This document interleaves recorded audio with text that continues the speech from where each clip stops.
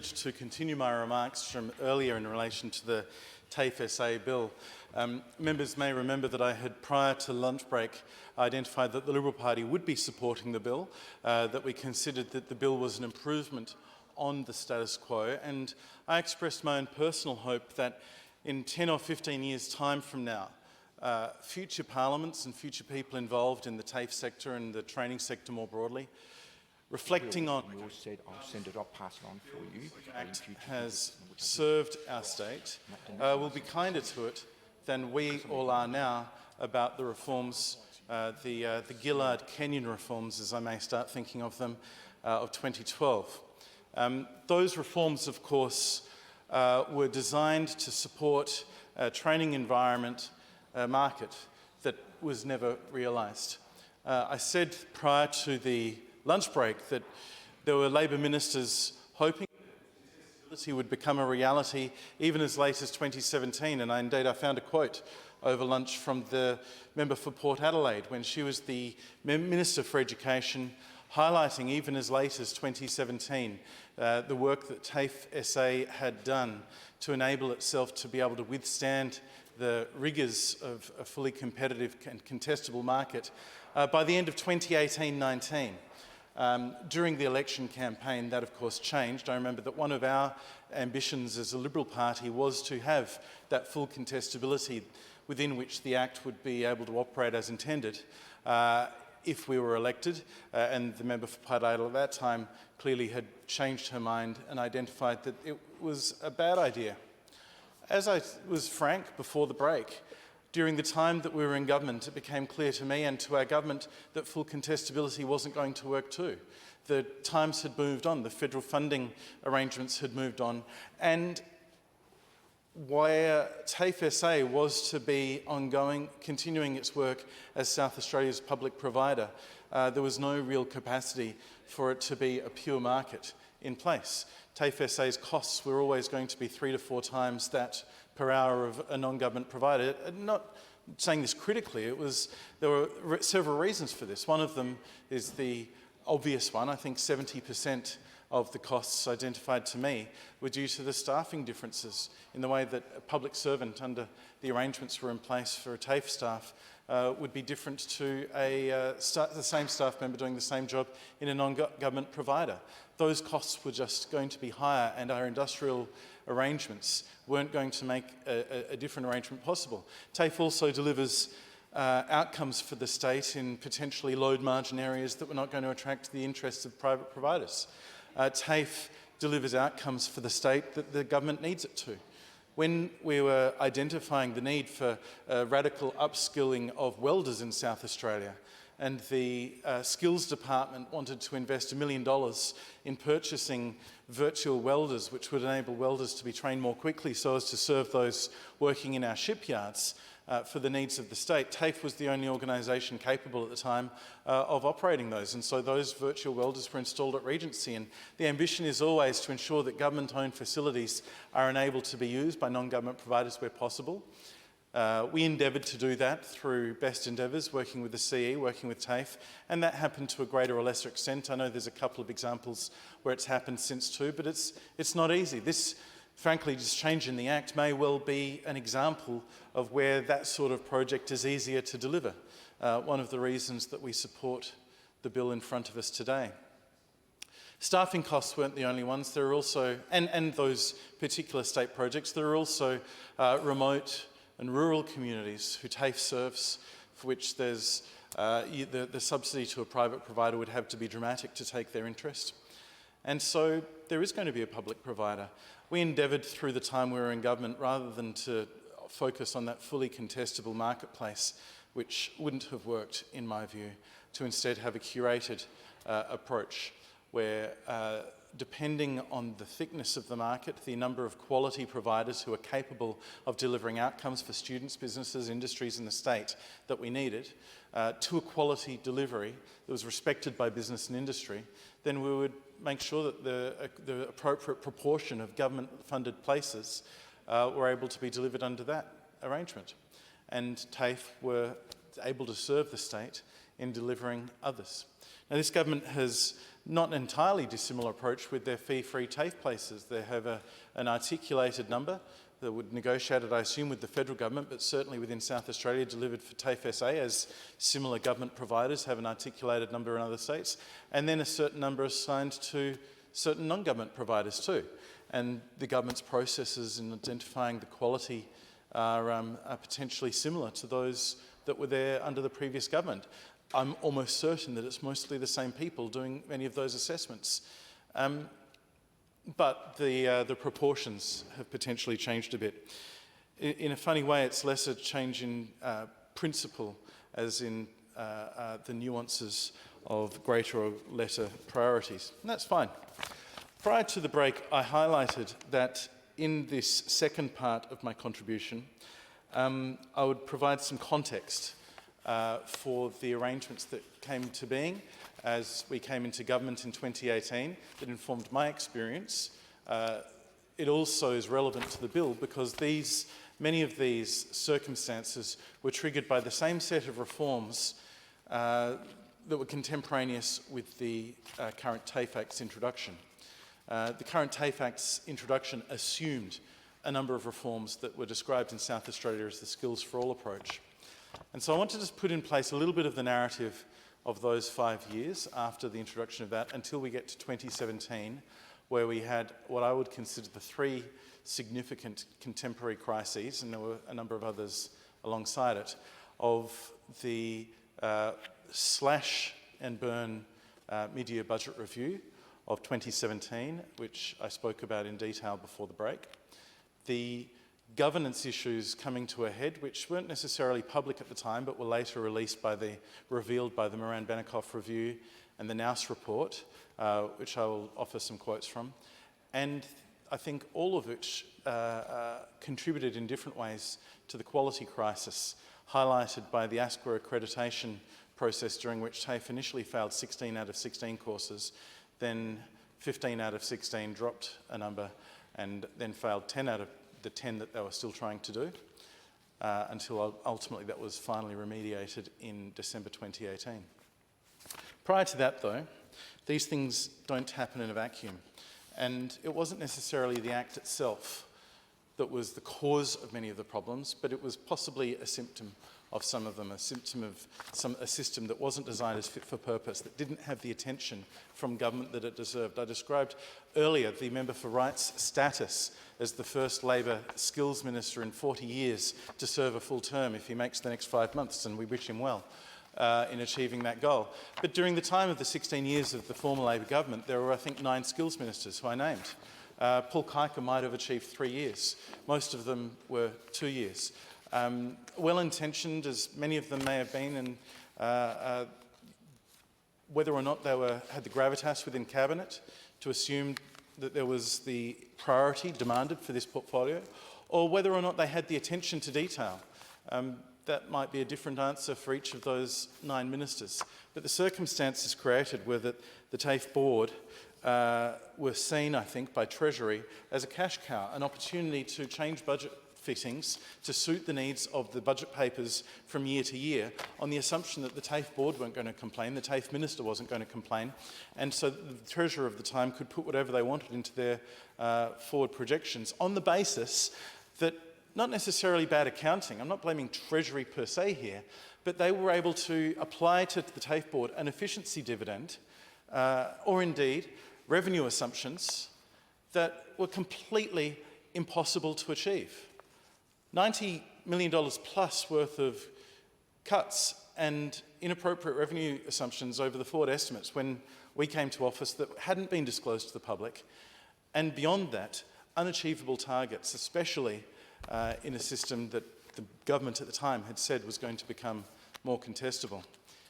The guarantee, if that had continued as it had, that the problems the current minister has foreshadowed with the Act would have been put in place. And the salvation over the last 7 or 8 years, I think, has been that the departments and the ministers have put in place performance expectations and charters that have directed the TAFE organisation to the best interests of South Australia for the most part, and that over the last 7 years, I think Treasury and the ministers, and I count myself and the current minister and former Minister Pisoni alike in that, and former Treasurer Lucas, as actually paying attention and having an understanding of the realities of the budget. In the period where that wasn't the case, between 31st of March 2013 and 31st of March 2018, the impact of a different approach was dramatic. Apprentices and trainees in South Australia dropped by 58% in real terms, from 36,000 to 15,000 between the 2013 and 2018 March periods. 36,000 to 15,000. The number of commencements for the same period decreased by even more, by 63.8%, from 22,990 to 8,325.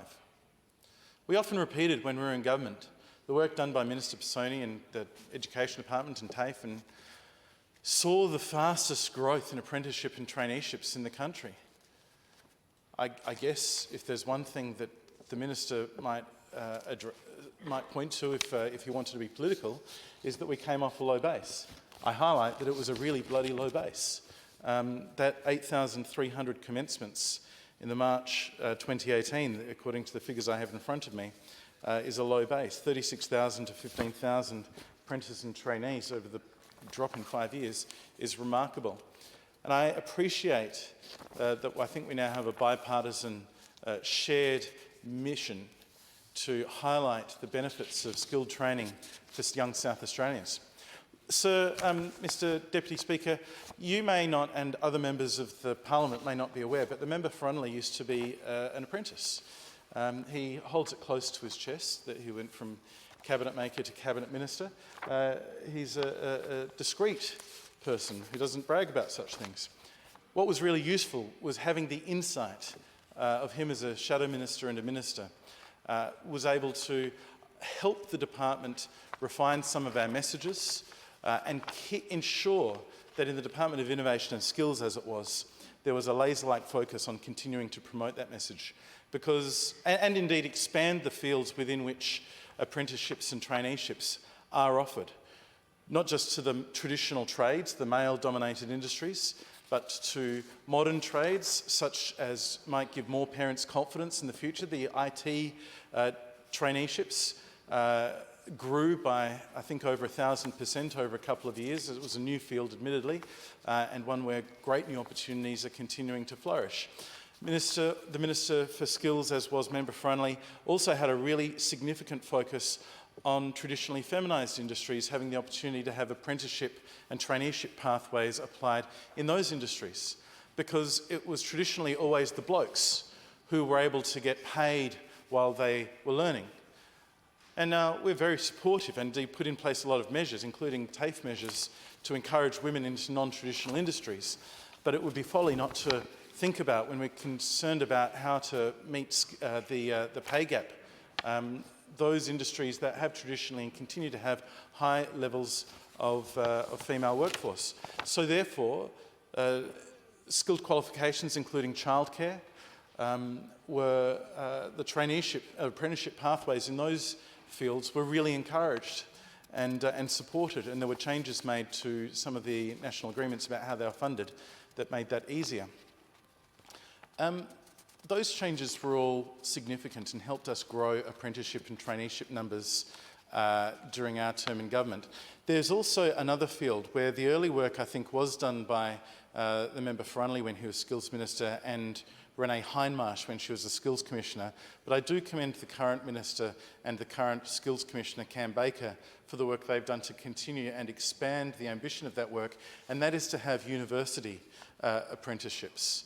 Degree apprenticeships, and particularly when the Minister and I were in England visiting BAE facilities, talking to students who were doing degree apprenticeships. It was potentially a 5-year apprenticeship where the student was working at BAE and getting the skills they needed. And that's something that hasn't traditionally been a feature of the Australian landscape. But I think that, and I thank the universities and the Skills Commission and the government who continue the work that Minister Pisoni was also supportive of, this will become a really important feature in the future. So, going back to the circumstances pre-2018, when it comes to campus closures, one of the things that was notable during the former government's first year, when we were trying to identify some efficiencies that could then be reinvested back into TAFE, was some suggestions that came forward from the organisation to close some campuses. I made the point subsequently that some of those recommendations were a mistake, and indeed we reversed some. The Urbray TAFE campus, for example, was a savings measure from the 2018 budget that I absolutely regret. I'm very proud to have had the courage to admit that mistake while still a minister within about a year and a half. But the thing was, although we backtracked on the decision to close the campus, we did in fact, through that process, identify some significant deficiencies. The facilities at Urbray that are second to none, that are absolutely world-class to deliver horticulture and a number of other skilled qualifications through TAFE, they needed to stay with TAFE. We needed that facility to stay with TAFE. But some of the administration blocks, for example, that were very expensive pieces of real estate in the context of the operations there and the location of some of the public servants who were working in those, they didn't need to be at Urbray. They were just as easily able to be transferred into other locations, including the city. And the school had a desperate need for more area too. So it was a good outcome, for example, that the school was able to expand its footprint into some of the areas TAFE didn't need. TAFE was able to save some money. Look, but I don't make no bones about it. It was an error to say that it should close in the first place, and I'm glad we didn't. There were a couple of country campuses where we identified the savings of closing the campuses, in retrospect, were so minuscule as to make the proposal laughable. And indeed, we were able to reverse those closures. There were 3 campuses that closed, and they attracted a significant level of criticism from the Labor Party in opposition. Port Adelaide, where a number of the facilities were ageing and indeed courses had already been transferred elsewhere. I think the major one left at the time Port Adelaide closed was nursing, and those courses were then transferred to new facilities in the city and Regency. I think maybe in the city in the end. Tea Tree Gully, where for a number of years the service delivery there had been winding down, and indeed by the time it finished and was transferred to, I think Datacom took over all of the relevant site, it got to a point where I suspect Datacom is now training more people on that site through their everyday operations as business as usual than the campus had with all of the particular areas it was offering removed. And the third one was Parafield. Now, I hesitate to include Parafield in the list. Parafield was basically closed because in 2017, CASA did an audit of the programs that were offered there, which were all aviation related, and cancelled them. I'll talk more about it in a little bit, but Parafield was one that was more closed by the TAFE organisation's inability to maintain accreditation to offer the courses they were offering there than as a government savings measure. But in the end, the advice that came to me as the Minister was that it would be impossible to resurrect those courses to the standard desired, and so therefore that was closed too. That criticism irked me, I've got to say, because there was a real context in which we made those decisions. We admitted the ones that were mistakes and we fixed them. But the 3 that were closed were really very modest in terms of their scale, especially when the criticisms were coming from members of the Labor Party who had presided over double-digit closures in just the previous 2 years prior to changes in government. The point that I made at the time was that sometimes campus closures work in the interests of students. Just because a campus had existed historically and was continuing to be maintained didn't necessarily mean, if it was within striking distance of another campus with better facilities, that it wasn't necessarily possible to have that consolidation as a positive outcome for the state. It's not to say I supported every closure. I've just said Urbray is a prime example of where it was a mistake. It would have been a mistake. It would be a mistake to close certain other campuses where those services can't be replicated. Any campus closure must be for a specific and important reason. But that wasn't the approach taken by the Labor Party in opposition, and I encourage them to reflect on that behaviour when they make criticisms of the current opposition for doing what oppositions have to do, which is to hold the government to account. On this occasion, I highlight closures in the years immediately prior to us coming to government. In 2017, the closures of the Narracourt, Bordertown and Millicent TAFE campuses, and indeed Kangaroo Island. In 2016, Cleve, Clare, Kimber, Morpheville, Waikerie, Renmark and Gawler. In the years prior to that, 2015, the English language services at the Rundle Mall TAFE campus were closed. In 2011 to 2013, we saw closures at Yorktown, Marlston, O'Halloran Hill, Panorama, Croydon and Roseworthy. In the years prior to 2010, still in the term of the Labor government, but prior to Skills for All and the current reforms, we saw Peterborough and Jamestown close. I highlight this to make the point the TAFE board made those decisions. I don't know whether or not the ministers in the Labor government at the time were aware of them, were supportive of them. I certainly hope they were. I would imagine they would have been briefed on them. I imagine Cabinet would have discussed them and the Labor government would have taken ownership for them. And the opportunity was always there, as we demonstrated when we reversed the decision of the TAFE board on places like Urbray. The opportunity was always there for the government to make its feelings known. These sorts of decisions would be more easily overseen with the changes to the Act that are in the bill proposed today, but it doesn't mean that they can't be overseen and weren't overseen and shouldn't have been overseen previously. The other big change, we've talked about massive drop in student numbers and the massive drop in campuses between 2013 and 2018. The other big change was the massive drop in staff. Over 5 years, it was revealed in January 2018 in an excellent article by Sheridan Holder. No, but who was this one, Sheridan? I fear this is... Oh, look at this. This was Daniel Wills, now Labor Government Chief of Staff.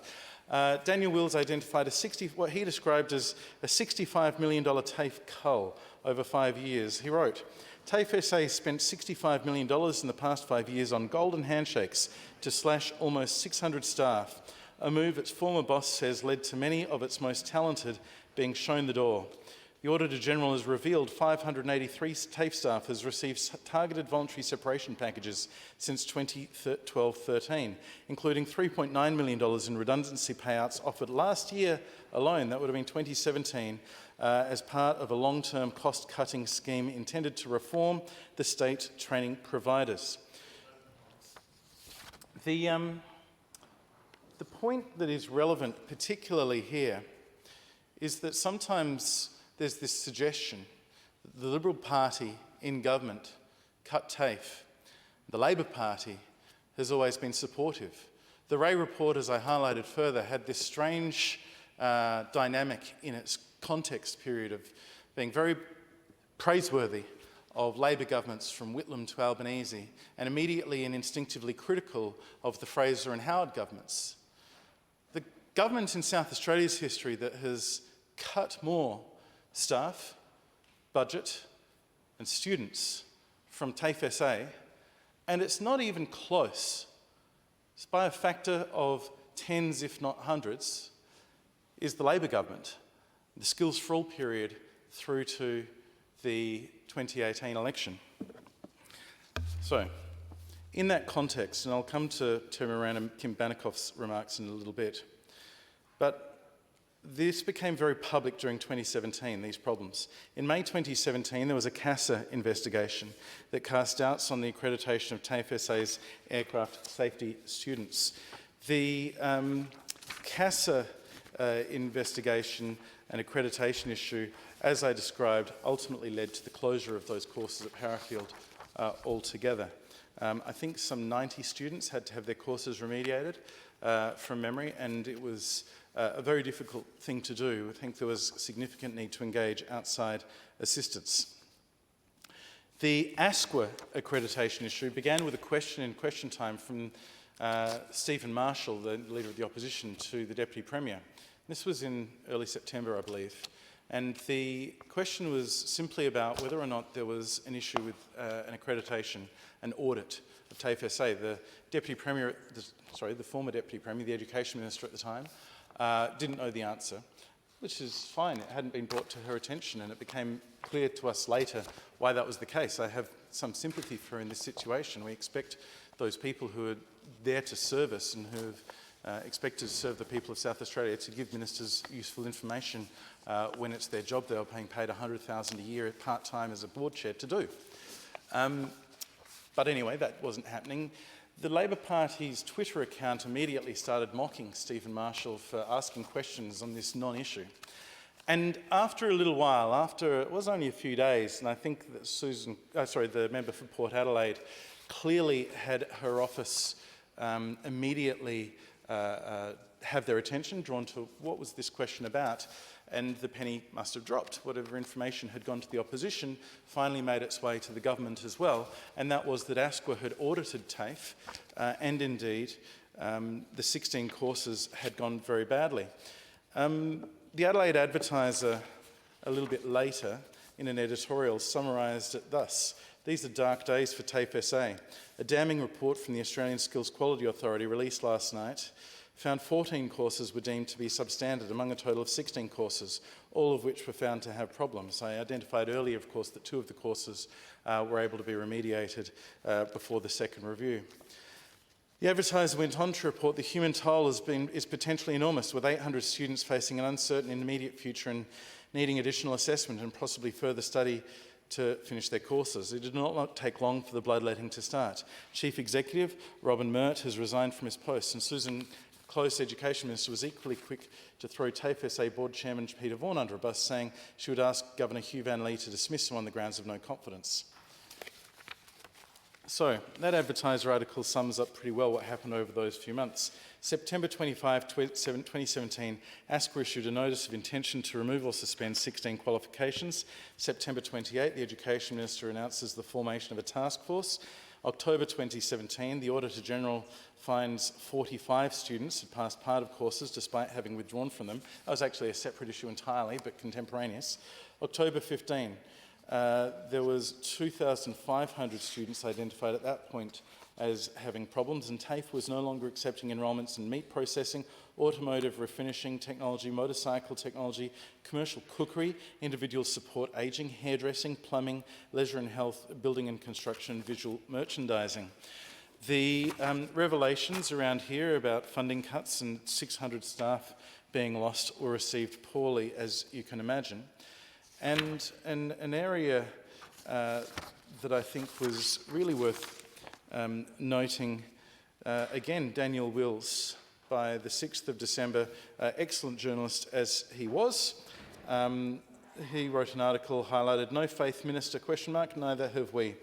Higher Education and Skills Minister, the member for Port Adelaide, has lost confidence in just about everyone who's running TAFE and can't be surprised if the public does the same. Their fury won't stop with a couple of bureaucrats and board members, but run right to the top as students and parents dump the blame for this latest bungle right on the cabinet table. Went on to write, "Now, with the new academic year and state election around the corner, the member for Port Adelaide says she will take swift action to ensure this agency in crisis brings performance up to scratch. That looks to be a daunting and maybe close to impossible task." Subsequently, on the same day, Alex Reid, who was then the Deputy Chief Executive of the Department of State Development, was appointed as TAFE's Interim Chief Executive, and I reflected earlier on her good work at this time. The 8th of December, a couple of days later, it was revealed that far from the Advertiser editorial's concerned remarks that 800 students were in jeopardy, the 8th of December it was then again reported by State Political Editor Daniel Wills, excellent reporter as he was, that hundreds more students would now be potentially caught up in the TAFE debacle than first revealed. As Premier Jay Weatherill says, as many as 1,300 may now be affected. Prior to the luncheon break, I highlighted that it ended up being about that number, and several hundred of them were students who required further assessments to be applied during their courses. Several hundred of them were students who had completed but not yet received their parchment, who then needed to do further assessment. And several hundred were people who had their parchments, who effectively had those parchments retrospectively not recognised and had to go back and do further assessments so that their parchments would then again mean something. More than 1,000 TAFE staff of its 2,000 staff were involved in that process of remediating the students and helping those students, but also actually fixing the courses. And not just the 16 that were identified. Every single course on the TAFE list had to have a quality process applied to it. A quality assurance committee, a new senior executive leading that work. I think it was Dr. Norman Baker, who I believe, if I'm not mistaken, has now just recently been appointed as the Chief Executive of TAFE in Tasmania, which is a credit to him and the work he's provided South Australia over the last 7 years, and we wish him well. That culture of quality hadn't been applied before. It hadn't been a focus of the leadership of TAFE because it hadn't been a focus of the board, whose agenda seemed to be focused on meeting the budget needs of the Treasurer of the day from 2013 to 2018, whoever that was. I wonder if somebody's still in the Parliament. And indeed, consequently, no strategic approach to the training needs of South Australians. I remind members, at the same time, 90% of the training budget was going to TAFE SA, and in return, the non-government sector was denuded of funding. I really enjoy when we have the opportunity to look at reports from journalists who've been serving the people of South Australia for some time. Still in the press gallery is the journalist of note, Paul Starrick from The Advertiser. Paul Starrick wrote an article on the 9th of December 2017, Paul at his best. Inside the TAFE SA crisis, broken system damned by culture of bungling. The course accreditation calamity rocking 1,300 TAFE students risks becoming a lightning rod for deep-seated discontent with a Labor government in power for almost 16 years, insiders claim. Paul is a very good writer, sir, it must be said, and that is very good writing. He went on to write, TAFE has been turned upside down and inside out through divergent policy measures championed by 9 different Labor ministers since 2002, the most recent being the member for Port Adelaide. Paul Starrick broke another story highlighting some of the problems and the lack of oversight of TAFE.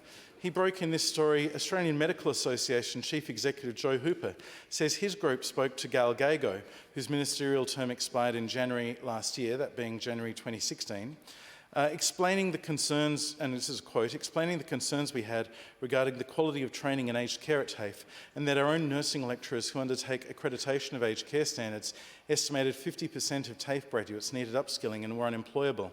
Nothing was done, to our knowledge, to help these students and save this much-needed health workforce resource, he said. At the same time, quality private training providers in South Australia were defunded. Mr Hooper's views are substantially shared by senior and highly respected education and training industry figures, some with intimate knowledge of TAFE's inner workings, spoken to by The Advertiser on condition of anonymity. Sheridan Holderhead broke a story a couple of days later.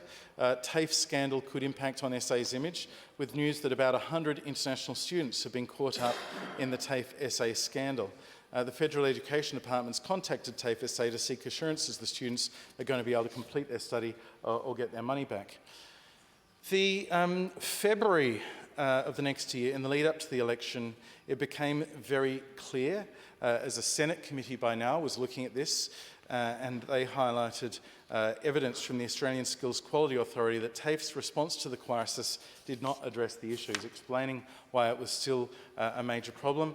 And the last of my roundup of our journalists from The Advertiser of the time, Tim Williams, education reporter of note, highlighted an independent review of TAFE SA is now costing taxpayers $3,000 for every day of work done by each staff member assigned to it, and the final report will not be ready until late March after the state election. The price tag for that NAUS report was $152,000. Look, that NAUS report was quite useful, so I certainly thank the member for Port Adelaide for commissioning the report. I thank her for commissioning the Moran Bannikov report as well. They were both useful, and I'll get to them momentarily.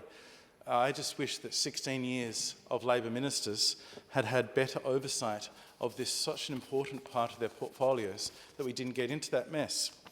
My reason for going through the reporting of the time was that I find it a little bit unfathomable that the government's report that's been relied on for this bill highlights only in 2 sentences, in brackets, with factual errors, dismissing any challenges of the time, what was, for anybody who was involved in the training sector at the time, TAFE SA or non-government providers alike, a really difficult time.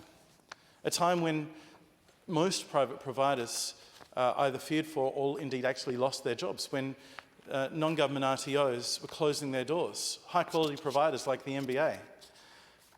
It was a remarkably difficult time. A massive drop, as I've identified, in students and staff and funding and in confidence and reputation.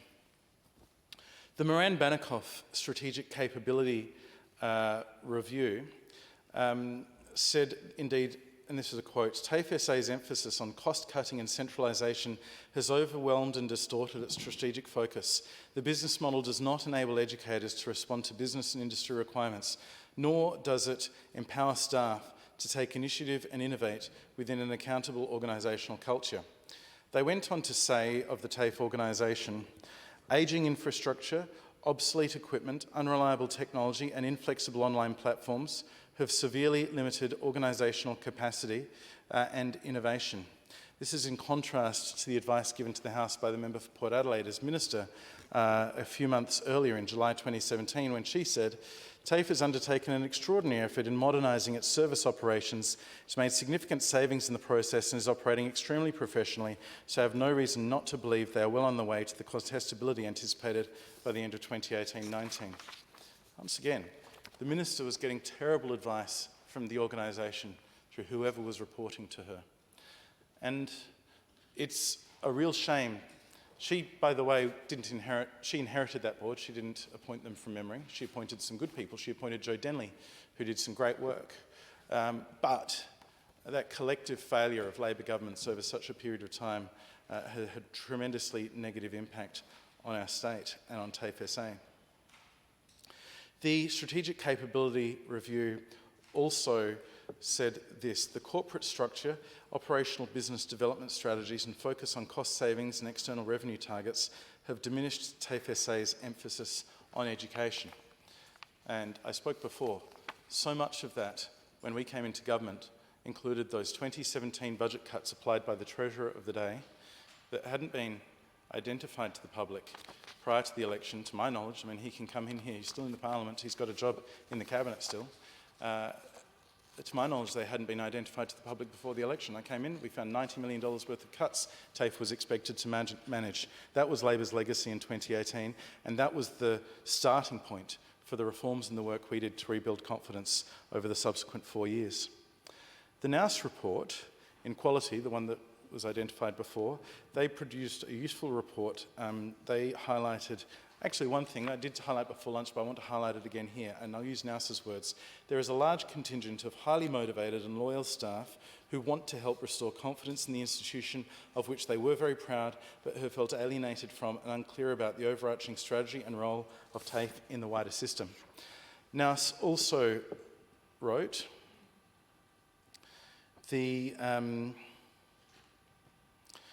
Nous also reported, Cabinet approved, yes, this is to do with the drops in staff and its impact on quality. Nous reported that Cabinet approved time-limited funding to assist TAFE SA meet its transition costs, primarily funding targeted voluntary separation packages on the basis that investment in TAFE SA's downsizing would significantly ease budget pressure over the medium to long term.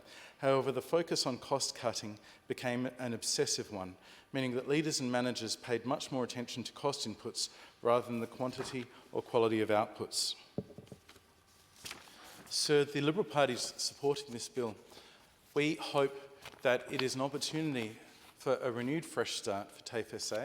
TAFE SA is in a such better position now than it was in March 2018.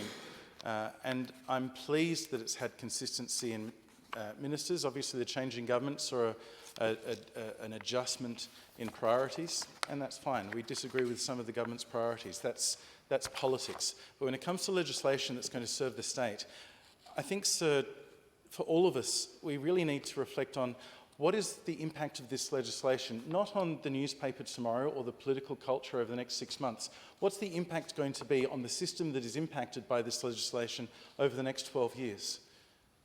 It wasn't necessarily the current Act that was responsible for the disasters, but it was part of the reforms that did. And we very much hope that under this new Act, there'll be an improved future. Dennis Hood is the Shadow Minister for Training, and he has given me some words, particularly to highlight the articulation of the Liberal position on the bill, shorn of my commentary relating to the historical context. The bill provides for TAFE SA to deliver high-quality, responsive and industry-relevant education and training that responds to the current and future needs of employers, aligns with the strategic priorities of the state and strengthens the state's economic prosperity through the development of a skilled and adaptable workforce to ensure equitable access to education and training for all eligible South Australians and to operate as an efficient, transparent, innovative and accountable public institution. The TAFE SA Bill 2025 enshrines the legislative means to transition TAFE SA from a public corporation to a statutory authority without eroding corporate governance, performance and accountability standards currently applied to TAFE through the general provisions of the Public Corporations Act 1993.